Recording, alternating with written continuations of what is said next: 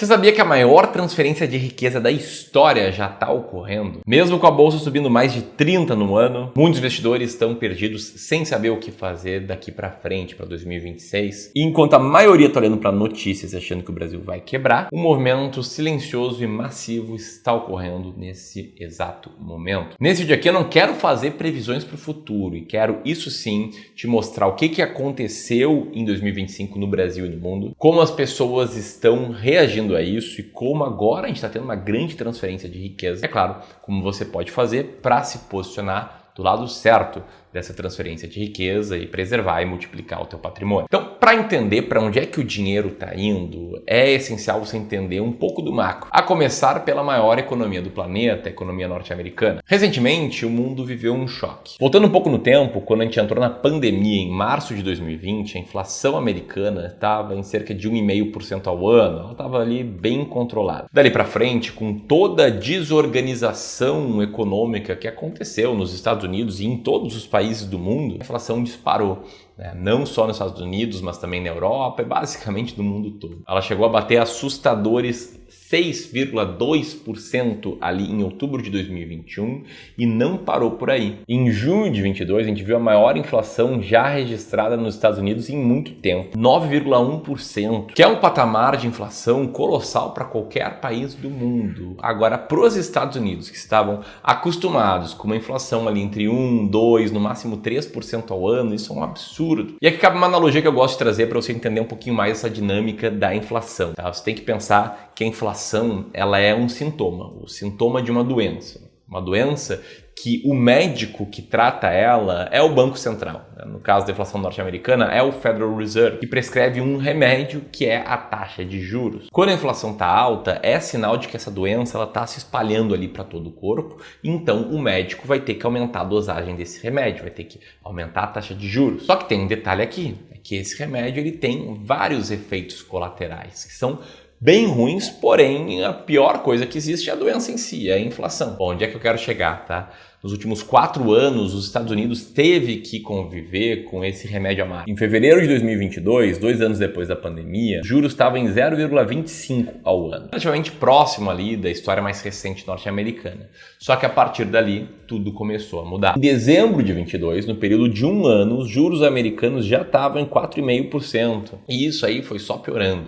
Tanto é que em agosto de 2023, os juros estavam em 5,5% ao ano e ficaram nessa altura, nesse patamar, até agosto de 24. Após anos de juros baixos, a inflação forçou o Federal Reserve a tomar medidas mais duras. E foi somente em 2025 que finalmente voltaram a cortar os juros nos Estados Unidos, aceitando uma inflação mais elevada, na faixa de 2,7% ao ano, e puxando os juros ali para casa dos 3,75%. Beleza, Ramiro, eu entendi, veio a pandemia, começou a bagunçar a economia, ferrou um monte de coisa, mas e aí? Como é que isso aí tem impacto na minha vida? Bom, a resposta é relativamente simples, mas antes de a gente falar do Brasil em si, a gente tem que acabar essa história dos Estados Unidos, que começa com as consequências de um país ter tido uma taxa de juros mais alta por tanto tempo. Quando você tem um juro mais alto, consequentemente o dinheiro, né?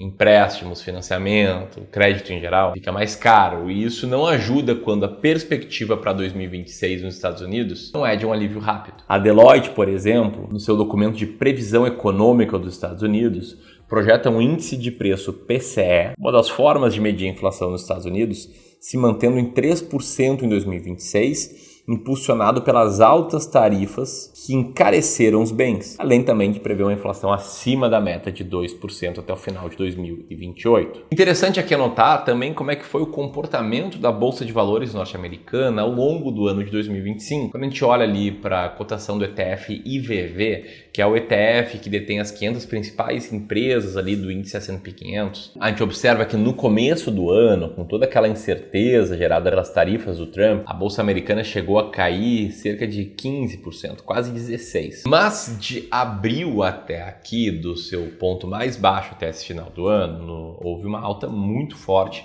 na faixa dos 38%. O que significa que do início ao fim do ano a Bolsa está para fechar com uma alta de cerca de 17%, quase 18%. E agora eu saio um pouco dos Estados Unidos para falar de Brasil. Quando a gente olha para o desempenho da nossa Bolsa de Valores aqui isolada, teve um ano bom, uma alta de 30% nas ações, fundos imobiliários subindo cerca de 20% no ano. E aí você pode olhar para esses números e pensar, beleza, a economia está voando, certo? Olha, aqui eu tenho que ser chato e responder que não necessariamente. Mesmo com todo esse desempenho, o Brasil continua tendo que lidar com alguns fantasmas antigos. Como diz a The Economist, uma das maiores revistas de economia do mundo, a gente sofreu as consequências de trilhar um caminho financeiramente descontrolado. A dívida bruta no Brasil, por exemplo, está para bater 10 trilhões de reais. Ela subiu mais de 872 bilhões somente em 2025 e mais de 2,6 trilhões durante o governo Lula. Para você ter uma noção, em dezembro de 2022, a dívida bruta do Brasil representava 71% do nosso PIB. Em outubro de 2025, ela bateu 79%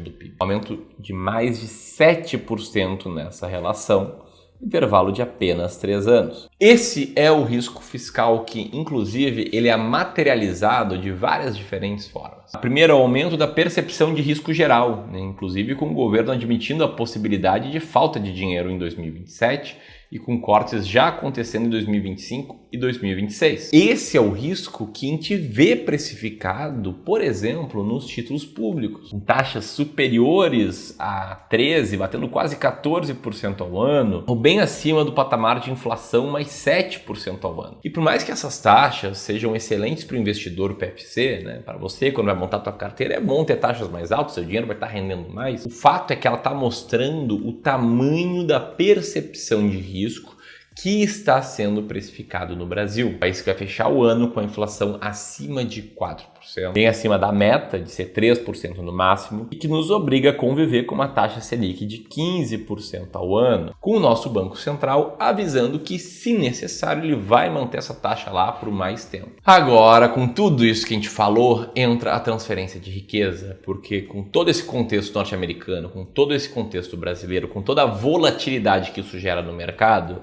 é aí que a gente começa a separar aqueles que enriquecem daqueles que pagam a conta no mercado. Bom, em 2024, investidores estrangeiros tiraram 24 bilhões da Bolsa Brasileira, mas em 2025, eles injetaram quase 26 bi de volta. Atualmente, o estrangeiro detém 58,3% de toda a participação na B3. E sabe quem está vendendo para dar lugar a ele? O investidor, pessoa física. A representatividade dos PFCs, pessoa física comum na Bolsa, caiu de 18,2% em 2019 para 12,7% em 2025. O brasileiro estava jogando a toalha ao longo do ano enquanto a bolsa ia subindo. É aqui que acontece uma grande transferência de riqueza. Enquanto o investidor, pessoa física, enfrentava anos difíceis como 2024, é um ano em que a bolsa caiu cerca de 6%, desistindo dela, vendendo aos poucos as suas ações, como fez ao longo do final de 2024, início de 2025, o investidor estrangeiro, vendo como aquilo estava barato e olhando para o desconto da bolsa, basicamente, foi comprando cada vez mais e mais essas posições. Para entender um pouco mais da visão do estrangeiro, é importante a gente olhar para o famoso indicador preço por lucro, que historicamente é uma forma de ver se a nossa bolsa está mais descontada ou não. Nesse momento, por exemplo, mesmo com a alta de mais de 30% da bolsa brasileira, o preço por lucro da bolsa está na casa dos 9,6 vezes abaixo da sua média histórica.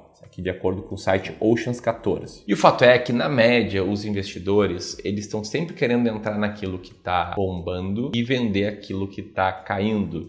E isso causa um negócio chamado de behavior gap. E esse gráfico da tela mostra, inclusive, o fluxo de capital que entra ou sai da bolsa. E você pode ver que o pessoa física, agora, no final do ano, com a bolsa no recorde, vem entrando pesado em ações. E aí você pode se perguntar, beleza, Ramiro, eu entendi tudo o que está acontecendo, mas como é que eu faço para ganhar dinheiro com isso? E aqui a resposta é, você já sabe, né? Se você me acompanha aqui há bastante tempo, você sabe o que eu vou falar a partir daqui. Tá cansado já de ouvir, vai pular o vídeo porque tu sabe. Agora, você chegou agora há pouco no canal ou nesse vídeo aqui, presta atenção no que eu vou te falar. Se você quer parar de transferir sua riqueza, de vender ativos na baixa e de comprar na alta e ficar correndo que nem um hamster ao redor de esteira de hamster, você precisa de um método. E um método começa com você definir qual vai ser a macroalocação da tua carteira. Isso aqui não é escolher a ação da vez, mas sim quanto que você vai investir do teu patrimônio em ações. Se você quer um maior potencial de retorno, aceitando correr mais risco, vai definir um percentual maior em ações. Se quer um percentual menor no longo prazo de retorno, correndo menos risco, vai colocar um percentual um pouco maior em renda fixa. Depois disso, com uma alocação desenhada, você vai sistematizar as compras e as vendas com um mecanismo chamado de rebalanceamento. Essa é a única ferramenta matemática que te obriga a vender na alta e a comprar na baixa. Ou seja, ela te coloca do lado correto dessa grande transferência de riqueza. Se a bolsa caiu e agora as suas ações representam menos do que o seu alvo, você não vem. Você compra mais usando o dinheiro da renda fixa, daquilo que subiu, você está vendendo na alta, ou usando novos aportes. Investir é tão simples assim. E quando tu domina essa metodologia, quando tu domina essa lógica de alocação, esse rebalanceamento, tu passa a ignorar esse negócio de transferência de riqueza, reset financeiro, esse tipo de coisa, porque tu vai olhar para tua macroalocação e vai seguir ela fielmente. Porque 2026 vai ser um ano em que a economia vai ser marcada por juros que caem devagar, uma batalha fiscal intensa, além da volatilidade brasileira por causa das eleições, ou volatilidade que todo ano tem no mercado. Sistematizar seus investimentos e manter a calma vai ser o grande diferencial. A grande pergunta é: como fazer isso? Como está do lado certo da maior transferência de riqueza da história? Como comprar na baixa e vender na alta? Tenho duas respostas para ti. Se tu já tem um bom patrimônio, acima dos 500 mil, 1 milhão, 5 milhões, 10 milhões, aperta aqui no segundo link na descrição e agenda uma sessão de consultoria de investimentos conosco. E quanto mais você posterga investir com o método, mais dinheiro você está deixando na mesa. Agora, independentemente do teu patrimônio, você quer dominar essa estratégia, daqui a alguns dias, fazer uma live super completa da carteira para 2026 e lá vou explicar o passo a passo da nossa estratégia de investimentos. Para participar é só se registrar apertando nesse botão aqui. Era isso, feliz ano novo, um grande abraço e até mais.